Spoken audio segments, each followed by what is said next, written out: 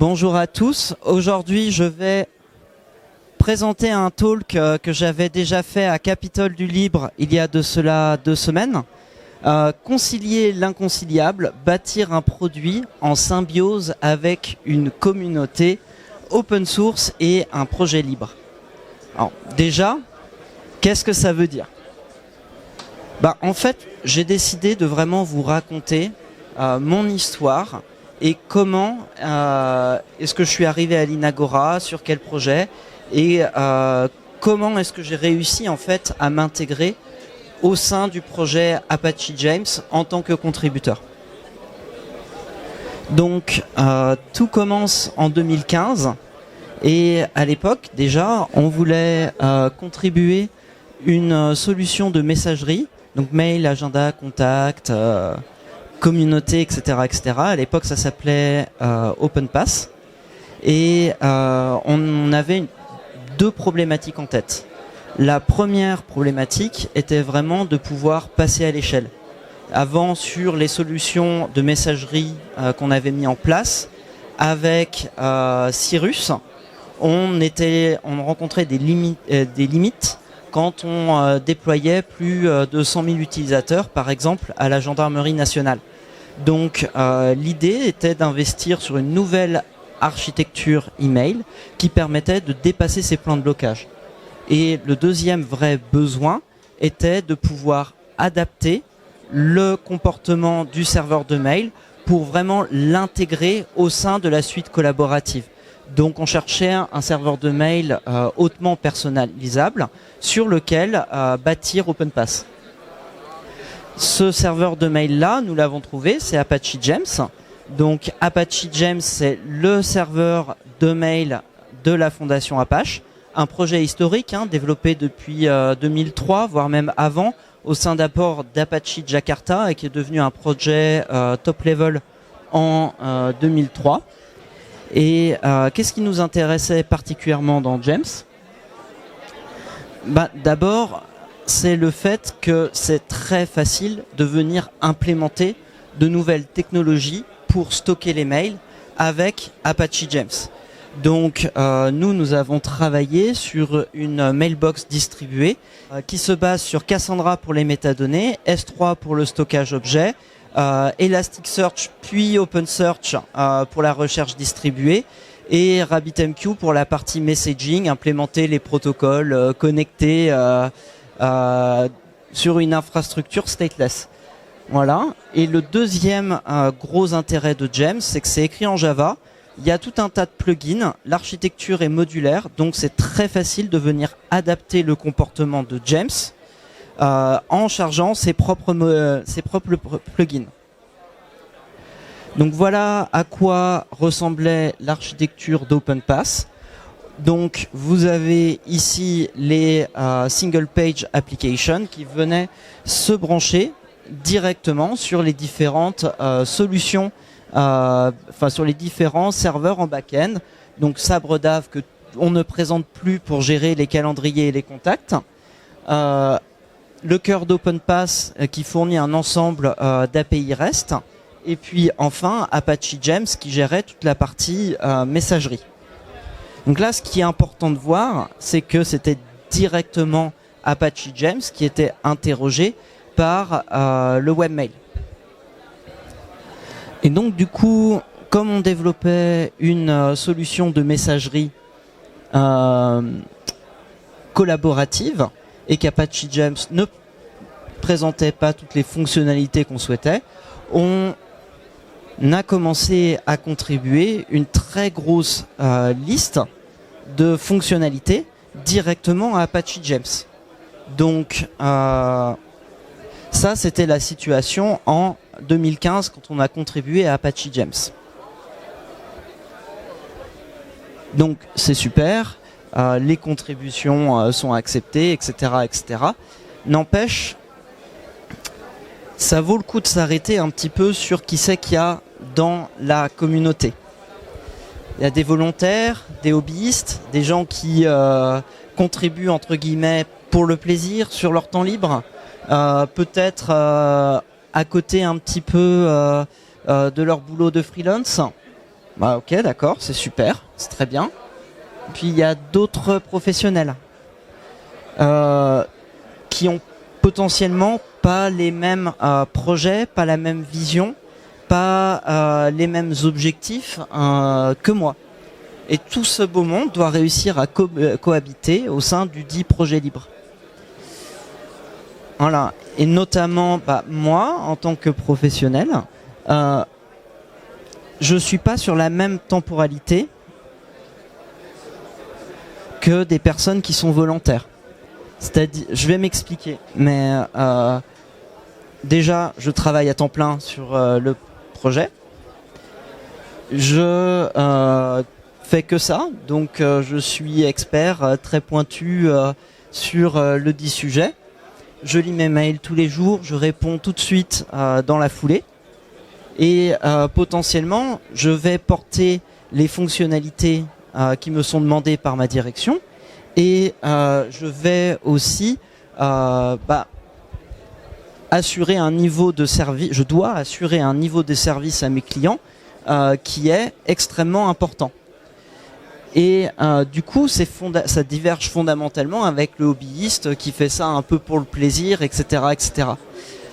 Le gros problème, c'est que du coup, en tant que professionnel, ça devient compliqué de laisser le temps aux hobbyistes de traiter l'information que je génère et de pouvoir récolter son avis, son opinion et pouvoir l'intégrer au sein du logiciel. C'est un des points qui revient en fait souvent au sein de la Fondation Apache, qui est de dire vous devez ralentir le développement pour être plus inclusif.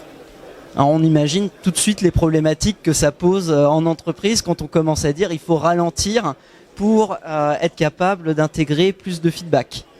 L'autre point, pour moi c'est assez fondamental, c'est en entreprise on part en général d'une vision.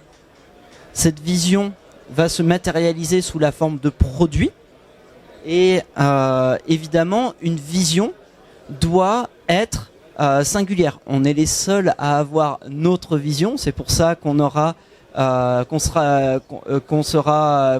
du succès.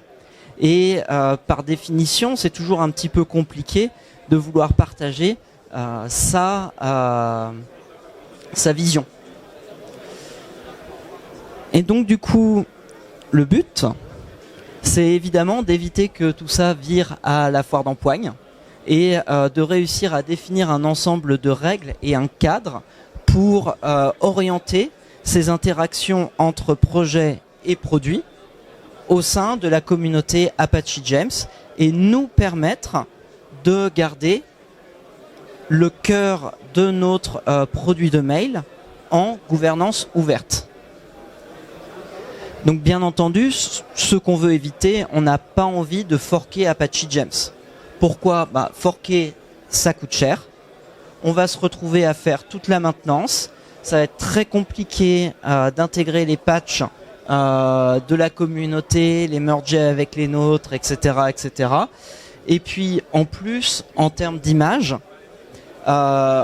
ceux qui forkent sont rarement bien vus. Il faut vraiment avoir de bonnes raisons. Donc il faut réussir à se mettre d'accord. Et la question c'est comment ? Pour moi, ce qui est fondamental, c'est de distinguer le projet du produit. Ils adressent pas les mêmes besoins, ils s'adressent pas aux mêmes personnes et ils ne suivent pas la même temporalité. Alors du coup, d'un côté, il y a le projet Apache James, qui est un serveur de mail qui implémente des protocoles standards. Par exemple, je vais reparler plus tard cet après-midi du protocole JMAP, le protocole mail 2.0. Il passe à l'échelle. Donc ça, c'est ce que je vous avais présenté avec Apache Cassandra, Elasticsearch, S3, etc., etc. Et voilà, globalement, ça, c'est Apache James. Et de l'autre côté, tout ce qui est fonctionnalité spécifique, tout ce avec quoi je discute avec mon management, qui n'est pas formalisé dans le cadre d'une RFC, l'intégration aussi à l'écosystème logiciel Linagora, ça va venir dans le cadre d'un produit qui s'appelle T-Mail, qui reprend les briques de base de James les assemble et rajoute une petite surcouche propre à l'Inagora, petite surcouche de l'ordre de 10 à 15%, mais qui là va être le produit. Et donc du coup,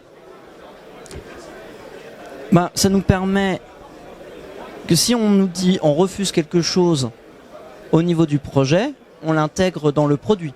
Nous, on a ce qu'on veut, on n'a pas forcé la main de la communauté, on est en mesure que la communauté nous dise non sur Apache Gems, donc on est en gouvernance ouverte. Ce qui est important de voir, c'est que Tmail est aussi open source, hein. C'est une licence AGPL. Le vrai sujet, c'est qui prend les décisions. Ici, les décisions sont prises dans un cadre communautaire par un vote dans une communauté diverse et vendor neutral. Et là, alors bien entendu, on va écouter ce que les gens ont à dire, mais la décision en bout de course sera prise par l'Inagora sur la partie produit et sur la partie Tmail. Tmail, du coup, il y a aussi une couche front-end qui a été bâtie.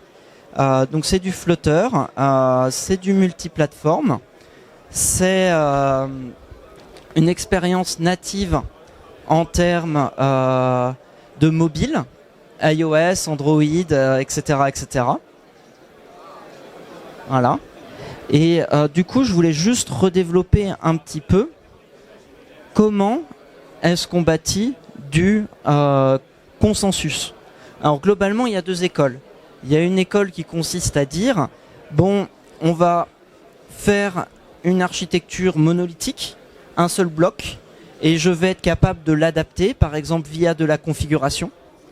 Donc c'est très bien, ça permet de se mettre d'accord au moins un petit peu. Par contre, la configuration devient complexe.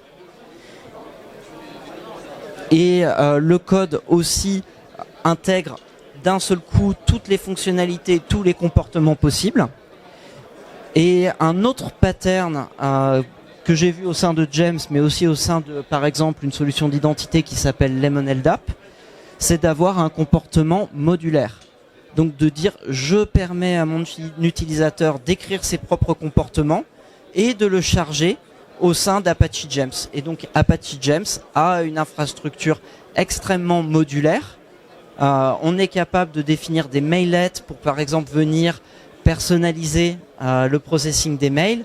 On est capable de définir des listeners pour venir surcharger, réagir à des événements mailbox.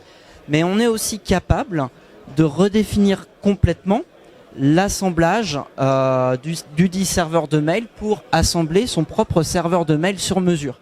Et c'est cette extrême modularité-là aussi qui nous permet de bâtir un produit sur une base Gems, et ce facilement. Voilà, donc en pratique, c'est un peu plus technique, mais comment est-ce qu'on a fait ? Le but, c'était aussi de permettre des modifications et dans le produit et dans Apache Gems, donc de faciliter la gestion des différents projets, produits, modules, etc., etc. Donc ça, on le fait avec des Git submodules. Et l'autre truc intéressant qu'on utilise, c'est des Bill of Material, donc du Maven, pour garantir que toutes les dépendances soient nécessairement synchronisées entre nos différents modules et nos différents composants. Donc techniquement, c'est même facile à mettre en place. Voilà. D'autres recommandations, donc ça c'est des grands standards dans la communauté Apache, c'est d'éviter toutes les discussions en hors ligne. Une discussion, elle peut commencer en hors ligne, mais elle doit atterrir sur la mailing list, être discutée sur la mailing list. On doit laisser au moins une semaine avant de considérer que le sujet est lu par les autres. Donc laisser le temps à la communauté de réagir.